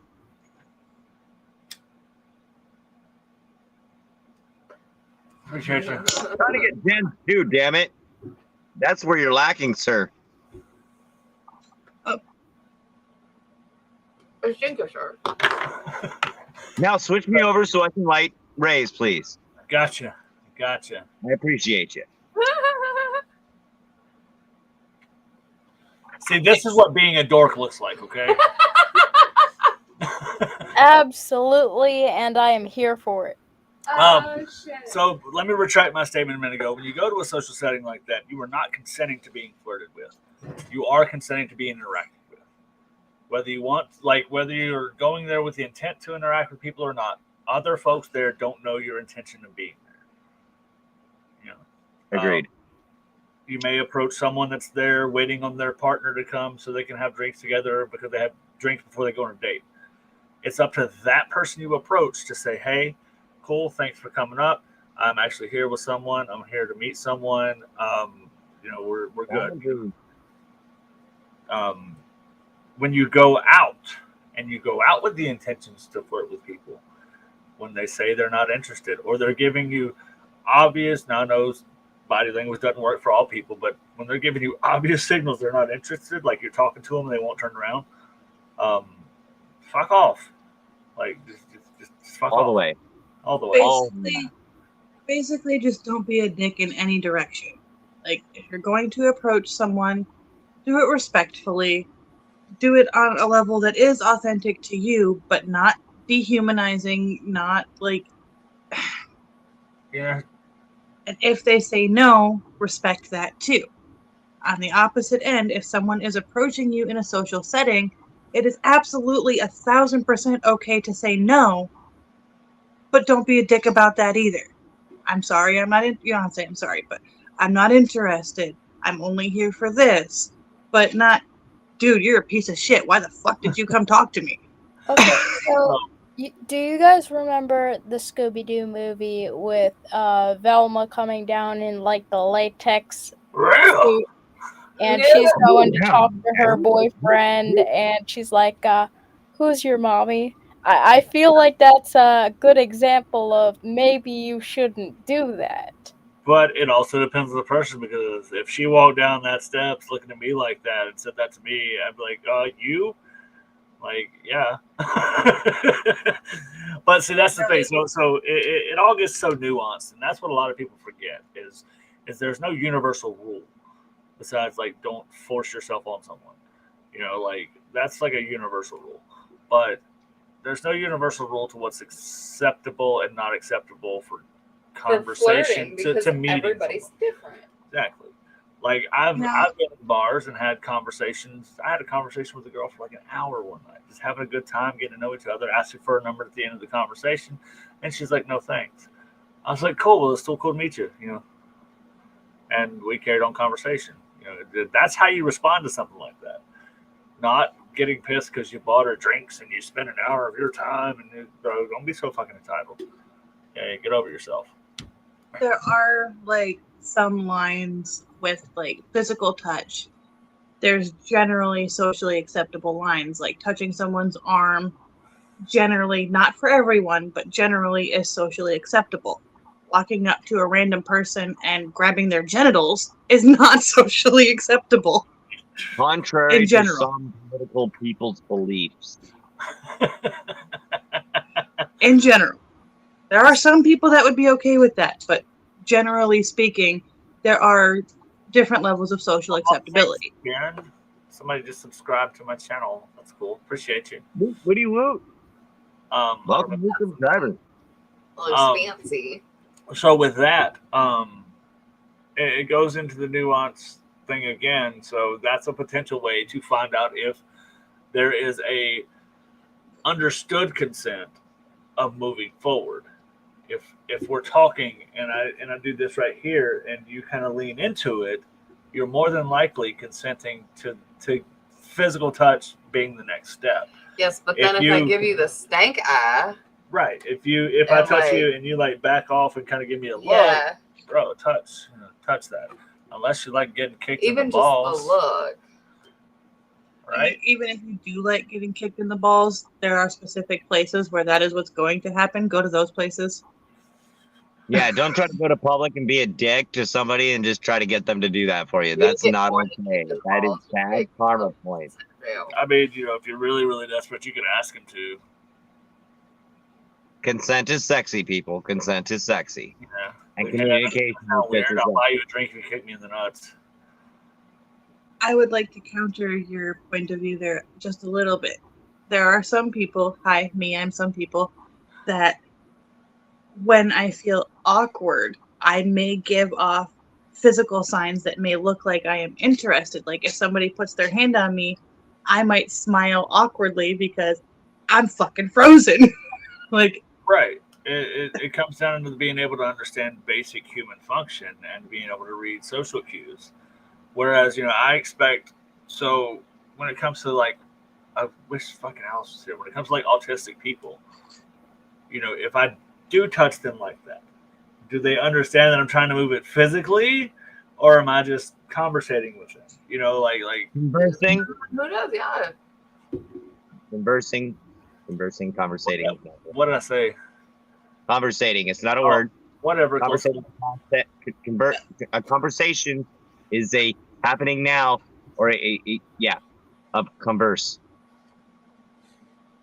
Conversing. Sorry, to be the grammar guy. Oh no, that's fine. Appreciate it. I just talk. So I grew up in the South. I have an excuse. We don't have education here. One of my high schools is called the Rebels, so that gives you the idea of how high my education went in school. Sorry. Go ahead, Ray. What was that thought for? fuck you, mister. Anywho. So I want to put this in just because, like, personal. Sorry, Dave. Go ahead, Dream. I use my button. No, I use my button. No, go ahead, Dream. Oh, she's not. Dream's not going to now. Watch. Go ahead, Dream. No. I like my button. It works. Put them in a box, mister. That wasn't fair. You put them in such a box. Now, the real question is, how long do they talk before they realize? Oh, mister. I like my button. I'm sorry, Dream. Don't internalize, Ray. The power's there.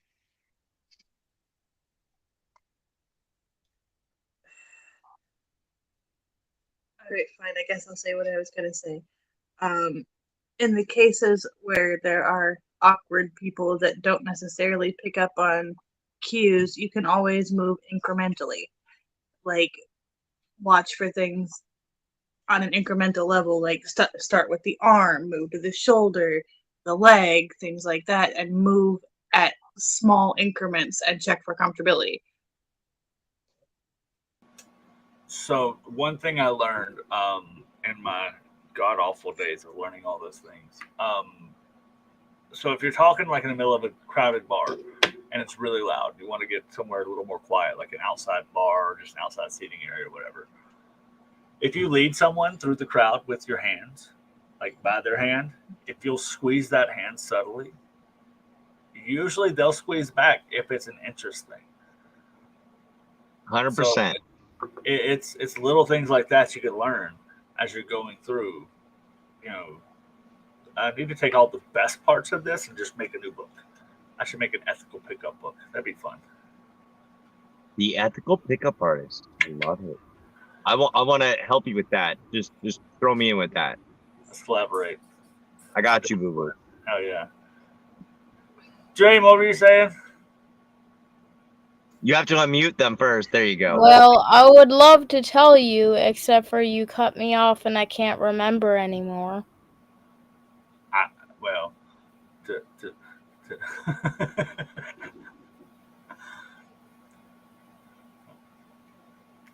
it was a cutoff trade. I can't remember what you're talking about either. That makes you feel Well, better. we have reached the midnight mark. Yeah. Oh, we have. I didn't even realize it. We've just been going on tonight. I like it. Uh-huh. Oh, wow. So, Hello today. any final thoughts, my love, about flirting? I like to flirt. It doesn't mean I want to get in your pants all the time. I'm mostly just a generally flirtatious person.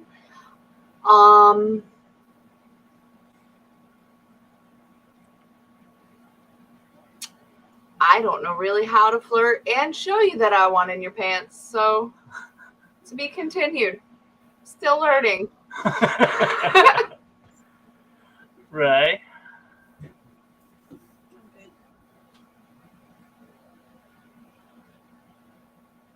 I'm sorry, what'd you say, Ray? I'm good. Go ahead. No final thoughts from Ray. Dream. If you're gonna flirt, have a lot of fun with it, because most of the time it's not serious. So there's no issue with just having fun with it with your friends or whoever else.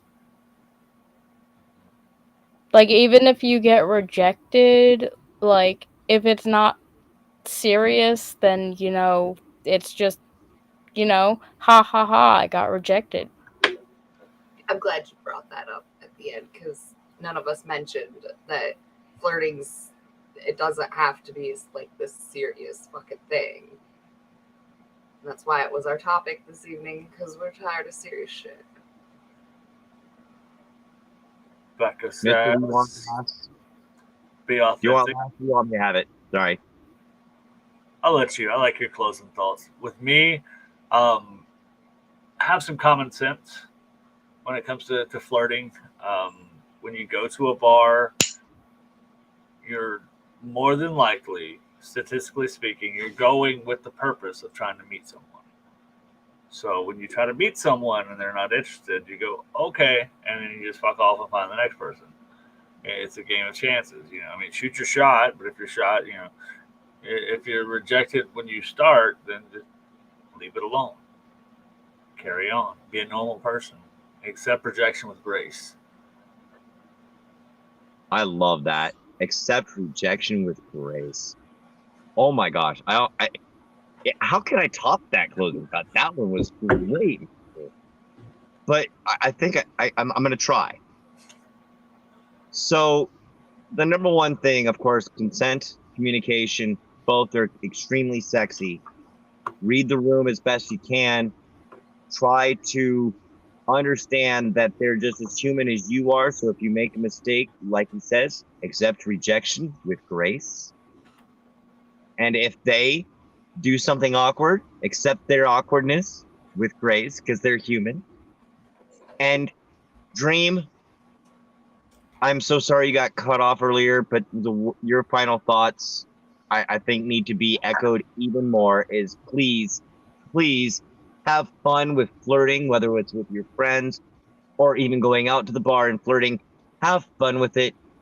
When you have fun with it, you will have a better experience, and so will whoever you're flirting with.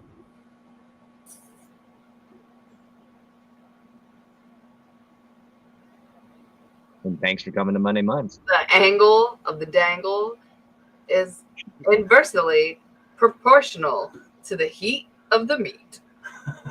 Not the heat of the meat, but I like that even as much. But Are we not wrong? Okay. So for some reason, the first one I pulled up, that was the quote that came up with it. Like it said meat. That was even better. It is even better. Good night, everybody. Good night, everybody. That's awesome.